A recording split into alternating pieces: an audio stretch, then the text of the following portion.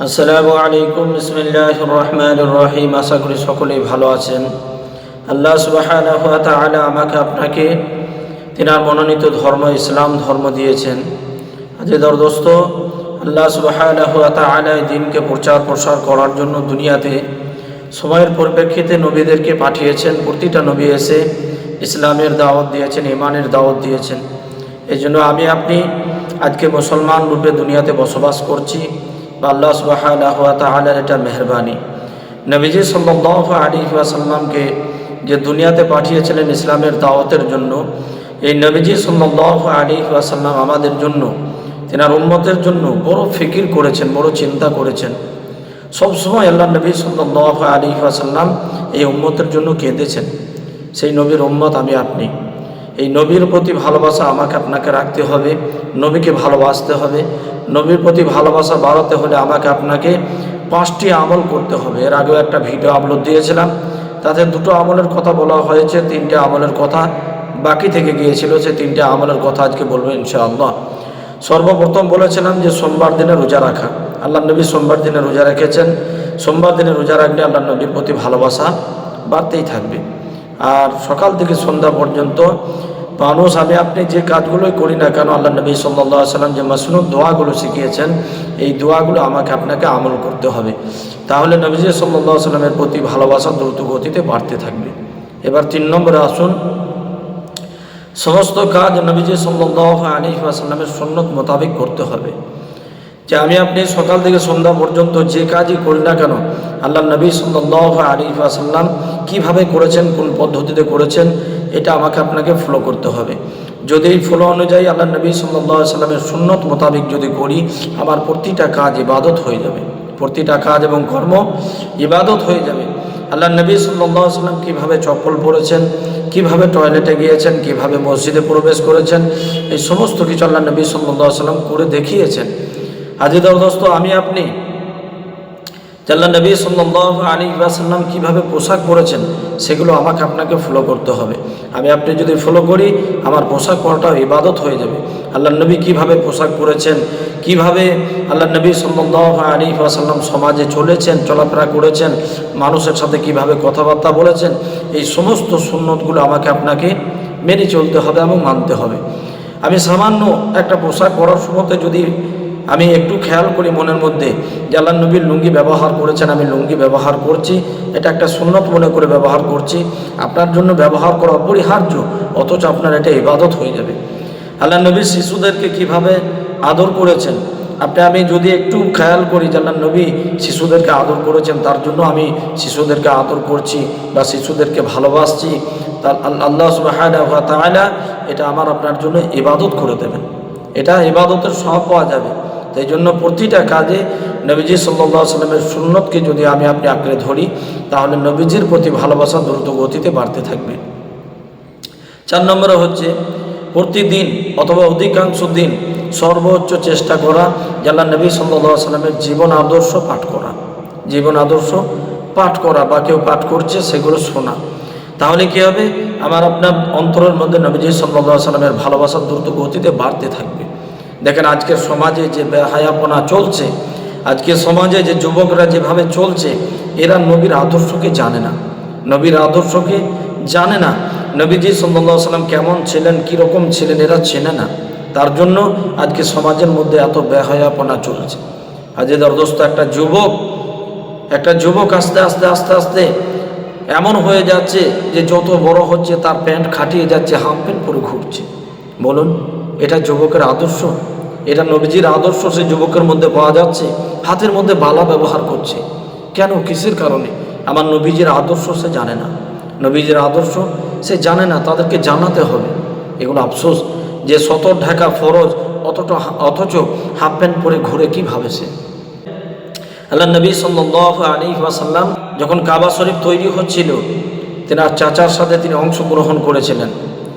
তো তেনার চাচা বললেন যে মুহাম্মদ সাল্লাল্লাহু আলাইহি ওয়াসাল্লাম, তোমার কষ্ট হচ্ছে, তুমি লুঙ্গিটা খুলে ঘাড়ের মধ্যে নাও এবং তুমি পাথরটা লুঙ্গির উপরে রাখবে। তাদের দরদস্ত লুঙ্গিতে হাত দেওয়ার সাথে সাথে সতর খোলার আগে আল্লাহ নবী সাল্লাল্লাহু আলাইহি ওয়াসাল্লাম বেহুশ হয়ে গিয়েছিলেন। সেই নবীর তো উম্মত, আর আজকে আমরা সতরকে খুলে দিয়ে ঘুরে বেড়াচ্ছি। আমাদের মধ্যে কোনো রকমের হায়া, লজ্জা, শরম, আমরা নবীজির আদর্শ কি ছিল, আল্লাহ নবী কেমন ছিলেন, আমাদের মধ্যে নেই, আমাদের মধ্যে চলে যাচ্ছে। তার কারণ হচ্ছে নবীর আদর্শকে আমরা জানি না। এই জন্য নবীর আদর্শকে পাঠ করতে হবে এবং নবীর আদর্শকে আমার আপনার মধ্যে আনতে হবে। দেখেন, সতর ঢাকা পুরুষের জন্য, নারীর জন্য ফরজ, অথচ একটা পুরুষ হাফ প্যান্ট পরে ঘুরছে, সে একটা কবিরা গুনাহ করছে, কবিরা গুনাহ করছে। সমাজের কেউ তাকে বাধা দেয় না, কেউ তাকে বোঝায় না। কেন? নবীর আদর্শ তার মধ্যে নেই। নবীর আদর্শ যদি জানা থাকে তাহলে সেই মানুষটা তাকে বোঝাবে, তাকে বলবে। এই জন্য নবীর আদর্শগুলো আমাকে আপনাকে জানতে হবে, শুনতে হবে, নবীর আদর্শ পড়তে হবে। নবীর আদর্শ পড়লে আপনার হৃদয় নরম হয়ে যাবে, আপনার হৃদয় নরম হয়ে যাবে। আপনি যখন তায়েফের ঘটনা পড়বেন, আল্লাহ নবী সাল্লাল্লাহু আলাইহি ওয়াসাল্লাম যখন তায়েফ থেকে ফিরছিলেন, সে বাচ্চা এবং যুবকদেরকে পাগল বলে পিছনে লেলিয়ে দেওয়া হয়েছিল। তারা হাততালি দিচ্ছিল, মজা করছিল, হাসি ঠাট্টা করছিল, আর আল্লাহ নবীর পিঠের উপরে তারা আঘাত হানছিল পাথর দিয়ে। একটা বাচ্চা শিশু, সে একটা মোটা পাথর ধরেছে আল্লাহ নবীর পিঠে মারবো বলে, সে ছুটে যাচ্ছে, দ্রুত গতিতে ছুটে গিয়ে পাথরটা ছুঁড়েছে, আল্লাহ নবীর পিঠে আঘাত এনেছে। সে বাচ্চা শিশুটা নিজে কন্ট্রোল না করতে পেরে সে পড়ে গিয়েছে, জমিনের মধ্যে পড়ে গিয়েছে।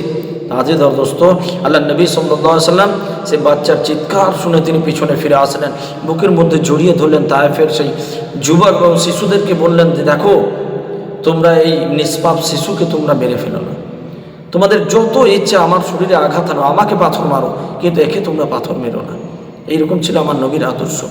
তাদের দোস্ত, এই আদর্শ যখন আপনি পড়ব, যখন আপনি পড়বেন, তখন আপনার হৃদয় নরম হয়ে যাবে, আপনার হৃদয় গলে যাবে।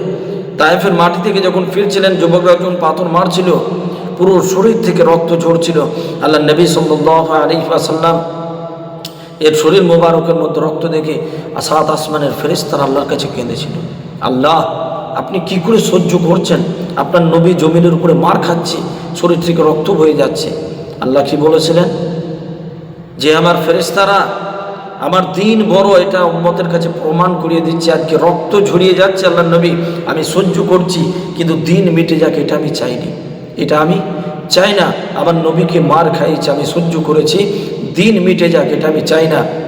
উম্মতকে এটা দেখিয়ে দেবো, উম্মতকে এটা দেখাচ্ছি যে উম্মত তুমি দেখো, তায়েফের মাটিতে আল্লাহ নবী রক্ত ঝরিয়েছেন, সেই রক্ত ঝরা দিন আমাদের কাছে এসছে, কিন্তু আমরা কতটা মানছি আর কতটা পালন করছি। আজে দোস্ত, আমাকে আপনাকে নবীর আদর্শ মানতে হবে, নবীর আদর্শ মেনে চলতে হবে। 5 নম্বরে, নবীজি সাল্লাল্লাহু আলাইহি সাল্লামের ওপর নিয়মিত দরুদ পাঠ করা, দরুদ শরীফ পাঠ করা।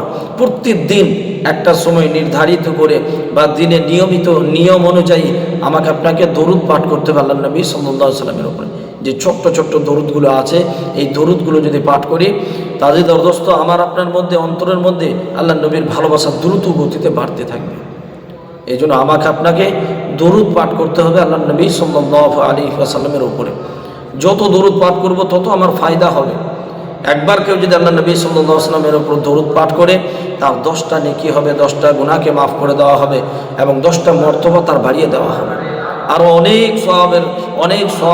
সওয়াবের কথা এসছে যে যত দরুদ পড়বে আল্লাহ নবী সাল্লাল্লাহু আলাইহি ওয়াসাল্লামের কাছে কিয়ামতের দিনে তার তত সুপারিশ, দ্রুত সে সুপারিশ, আল্লাহ নবী সাল্লাল্লাহু আলাইহি ওয়াসাল্লামের সুপারিশ তার ভাগ্যে জুটবে। তাই জন্য আমাকে আপনাকে আল্লাহ নবী সাল্লাল্লাহু আলাইহি ওয়াসাল্লামের ওপর দরুদ পড়তে হবে, দরুদ পাঠ করতে হবে। যত দরুদ পাঠ করব, আমার আপনার ভালোবাসা, নবীজি সাল্লাল্লাহু আলাইহি ওয়াসাল্লামের প্রতি ভালোবাসা বাড়তেই থাকবে। এই জন্য আমার আপনার কর্তব্য আল্লাহ নবীর আদর্শগুলো জানা, তার প্রতি মানা।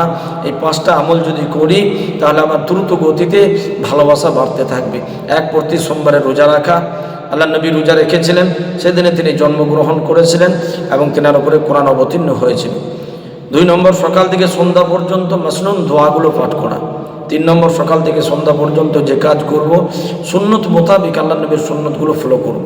4 নম্বর, প্রতিদিন বা অধিকাংশ দিন আল্লাহ নবী সাল্লাল্লাহু আলাইহি সাল্লামের জীবনী পাঠ করা বা শোনা। 5 নম্বরে, নবীজি সাল্লাল্লাহু আলাইহি সাল্লামের উপর দরুদ পাঠ করা। এই 5টা আমল আপনি জীবনের মধ্যে বাস্তবায়ন করব। আপনি পালন যদি করতে পারি, নবীজি সাল্লাল্লাহু আলাইহি সাল্লামের ভালোবাসা দ্রুত গতিতে বাড়তে থাকবে। আর নবীজির প্রতি যত ভালোবাসা বাড়বে, আমার ঈমান তত মজবুত হবে, সমস্ত আমল আমার করতে ভালো লাগবে। সমস্ত আমলে আমি মজা পাবো। এই জন্য আজিজার দোস্ত, আল্লাহ নবী সাল্লাল্লাহু আলাইহি সাল্লামের প্রতি ভালোবাসা আমাদের কর্তব্য, আমাদেরকে ভালোবাসতে হবে। আল্লাহ নবী সারাটা জীবন আমাদের জন্য কেঁদেছেন। কিয়ামতের দিনেও শুধু একজন মানুষ উম্মতি করে ঘুরবেন, সে হচ্ছেন আমার নবী, আমার নবী। এই জন্য নবীর প্রতি ভালোবাসা রাখবো ইনশাআল্লাহ। আল্লাহ তাআলা সকলকে শোনার প্রতি আমল করার তৌফিক দান করুন। আমিন সুম্মা আমিন। আসসালামু আলাইকুম ওয়া রাহমাতুল্লাহি ওয়া বারাকাতুহু।